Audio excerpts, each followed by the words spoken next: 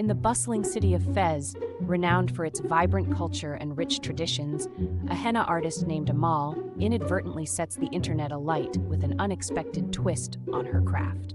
During a TikTok livestream intended to showcase her intricate designs, a sudden sneeze sends her hand skidding across a customer's palm, resulting in a henna masterpiece that more closely resembles a chicken than a floral motif. Laughter erupts in the studio and online as viewers witness the birth of a new trend, comedy henna.